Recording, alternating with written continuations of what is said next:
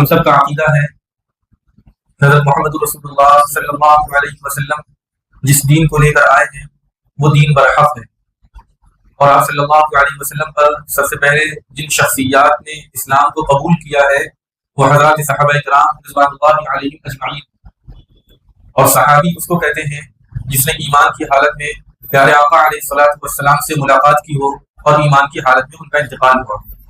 اور صحابی اور صحابہ ان کی بڑی فضیلت ہے، اس لیے کہ یہ دین جو ہمارے درمیان ہے، ہمارے گھروں میں ہے، ہمارے شہروں میں ہے، یہ ہم کو جو ملا ہے یہ صحابہ کرام رضوان اللہ علیہم اجمعین کی کوششوں سے ملا ہے۔ لیکن آپ حضرات سنتے ہوں گے، دو لفظ سنتے ہیں، ایک صحابہ اور ایک اہل بیت۔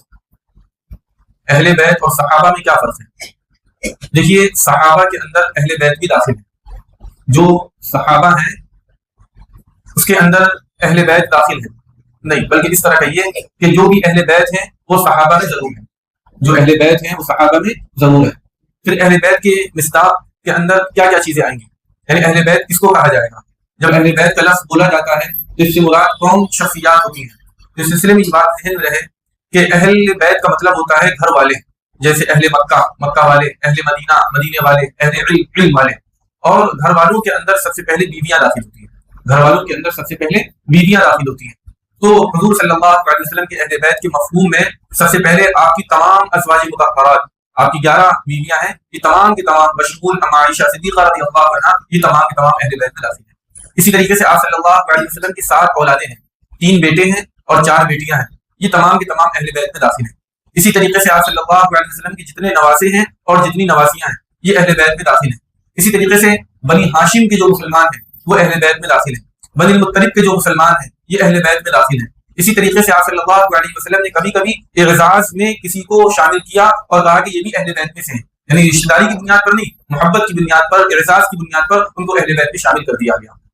اب یہاں پر ایک طبقہ ہے جو یہ کہتا ہے کہ حضور علیہ الصلوۃ والسلام کی ازواج مطہرات یعنی ہماری مائیں یہ اہل بیت کے مفہوم میں داخل نہیں ہیں، اس طبقے کو شیعہ کہتے ہیں۔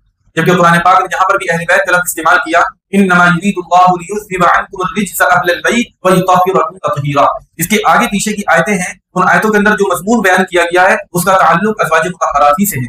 اس وجہ سے اگر کوئی شخص اہل بیت کے مفہوم میں آپ صلی اللہ علیہ وسلم کی ازواج مطہرات کو داخل نہ کرے وہ غلط بیانی کرنے والا ہے۔ اسی طریقے سے جب اہل بیت کا لفظ بولتے ہیں تو ہم سب کا ذہن صرف اور صرف حضرت علی رضی اللہ عنہ کے خاندان کی طرف جاتا ہے، یہ بھی شیعوں کا تعصب ہے۔ اہل بیت میں یقیناً حضرت علی رضی اللہ عنہ اور آپ کا خاندان داخل ہے، لیکن ان کے علاوہ اور بھی دیگر لوگ اہل بیت کے اندر داخل ہیں۔